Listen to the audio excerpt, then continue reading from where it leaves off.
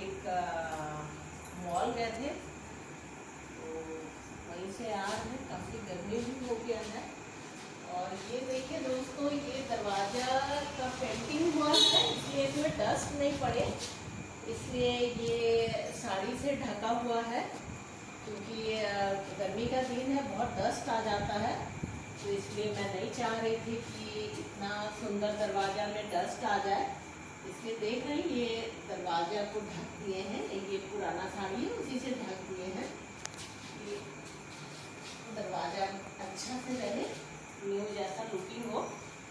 और अब मैं जा रही हूँ ऊपर, तो ऊपर मैं आप लोगों से बात करती हूँ, जो बहुत ज़रूरी बात है।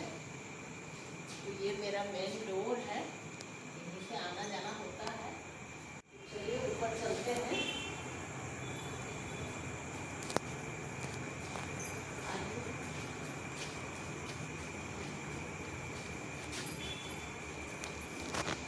गर्मी में इतना फूल खिल नहीं रहा है, ये सब छोटा फूल हो गया है।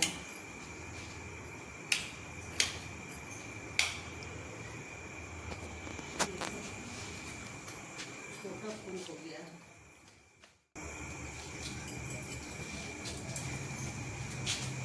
दोस्तों, ये मेरा बाउंड्री वॉल है, इस तरह का सजा हुआ है। ये देखिए, ये सब मैंने लाइट लगवाया था। तो आइए दोस्तों, ये बाउंड्री वॉल में आगे से लेके और बैक साइड एरिया तक इस तरह का लाइट लगा हुआ है, और डिजाइन भी बना हुआ है, सेम डिजाइन बना हुआ है। बहुत बड़ा घर तो नहीं है, लेकिन जितने भी एरिया थे उसमें मैंने ये इस तरह के डिज़ाइन करवाए हुए हैं। काफ़ी लोगों का ये डिमांड है कि मैं अपने घर का होम टूर करवाऊं, तो अभी थोड़ा सा और काम बचा हुआ है। अब देखिए, ये बाउंड्री नया ही है, लेकिन इसके पेंट निकल गए हैं क्योंकि पेंट का कुछ इशू था। और देखिए, वॉल पे पैचेस आ गए हैं, और ये क्यों कैसे हुआ ये मैं अगली वीडियो में बताऊंगी। एक दो दिन में मेरे घर में काम होने वाला है बाउंड्री वॉल का, कुछ दूसरा कलर करवाती हूँ, तो एक ही साथ मैं पूरे घर का होम टूर करवाऊंगी। तो और ये देखिए दोस्तों, ये 3-3.5 फीट का एक कॉरिडोर है। इसी कॉरिडोर से हम लोग आना जाना करते हैं, क्योंकि ज़्यादा स्पेस नहीं बचा था। तो ये देखिए, इसी में जाते हैं। और ये वॉल पे देखिए पैचेस आ गए हैं, तो इसको ठीक करवाना है, उसके बाद करवाऊंगी। चलिए अब मैं ऊपर जाती हूँ।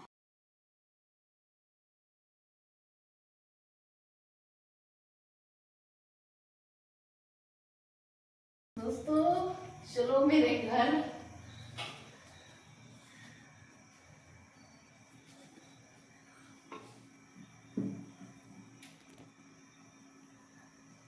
ऊपर जा रही हूँ, ऊपर में मिलती हूँ आप लोग। दोस्तों, अब मैं ऊपर आ गई हूँ रूम में और बैठी हूँ। गर्मी तो बहुत है, लेकिन मुझे ये जरूरी बातें शेयर करना था। ये मुझे खबर मिला आज कि कोई मॉल सेल होने वाला है। तो ये उस मॉल के बारे में जानने के लिए हम लोग वहाँ गए, तो देखकर यही पता चला कि बिल्डिंग तो काफ़ी लंबा चौड़ा बना हुआ है, लेकिन अधूरा काम अटका हुआ है। और हालत ये है कि उस मॉल में अभी एक लाइट भी नहीं जल रही है, कुछ भी नहीं, अंधेरा, बिल्कुल अंधेरा है। और उसकी नीलामी की खबर मिल रही है आज। तो मैं यही कहना चाहती हूँ कि लोग लोन तो ले लेते हैं कि इतने में हो जाएगा मेरा काम, लेकिन वैसा कुछ होता नहीं है। एस्टिमेट भाग जाता है और फिर काम अधूरा रह जाता है, और लोन का EMI भी लोग चुका नहीं पाते हैं। इसलिए मुझे तो ऐसा लग रहा है देखकर मॉल कि बहुत मेहनत से जिनकी थी वो बनाए थे, लेकिन काम अधूरा छूट गया। एस्टिमेट ही उनका मतलब कि ओवर हो गया था, और अब उनको औने पौने रेट में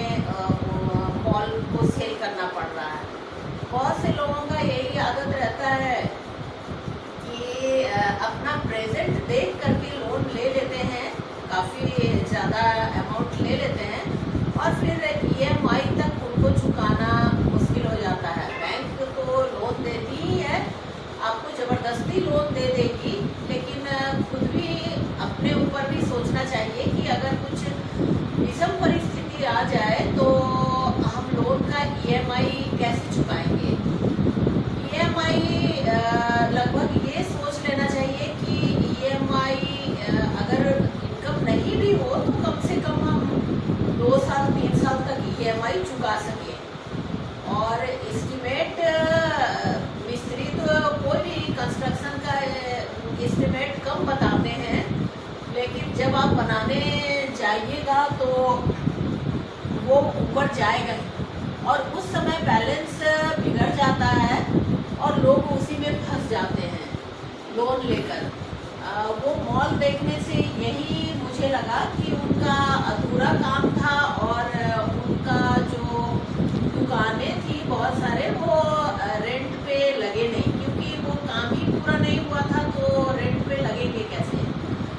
और इसके हिसाब से उनको मतलब लॉस होता चला गया और ईएमआई भरने की भी उनके पास अमाउंट नहीं थी। और नतीजा ये है कि लोन अब उस मॉल को नीलाम कर रहा है और जो लोन का अमाउंट है वो भी काफ़ी रहा होगा, क्योंकि मॉल ही काफ़ी एरिया में बना हुआ है तो 2-2.5 करोड़ के आसपास का मॉल होगा और अधूरा ही रुका हुआ है। उसको पूरा करने में कम से कम 2-4 करोड़ और लगेंगे तभी वो मॉल पूरा होगा और बीच में जिनका जो ऑनर है उनको छोड़ना पड़ रहा है। तो दोस्तों, लोन छोटा हो या बड़ा हो बहुत सोच समझ के लेना चाहिए और बैंक तो कुछ भी बहाने नहीं सुनेगी। 1-2 महीने का आपको कुछ माफ़ कर दिया जाएगा। माफ़ मीन्स आपको टाइम दिया जाता है, लेकिन लोन 1 रुपये का भी माफ़ नहीं होता है। तो बहुत सोच समझ के लेना चाहिए, यही मेरा कहना था। और वो मॉल देख के बहुत अफसोस आ रहा था कि जिनका भी है उनको कितना बुरा लग रहा होगा। आज ऐसा परिस्थिति देख के उनको कितना बुरा लग रहा होगा। तो दोस्तों, यही मेरा कहना था। आप लोग ऐसे ही लाइक कीजिए, शेयर कीजिए, सब्सक्राइब कीजिए। Bye bye.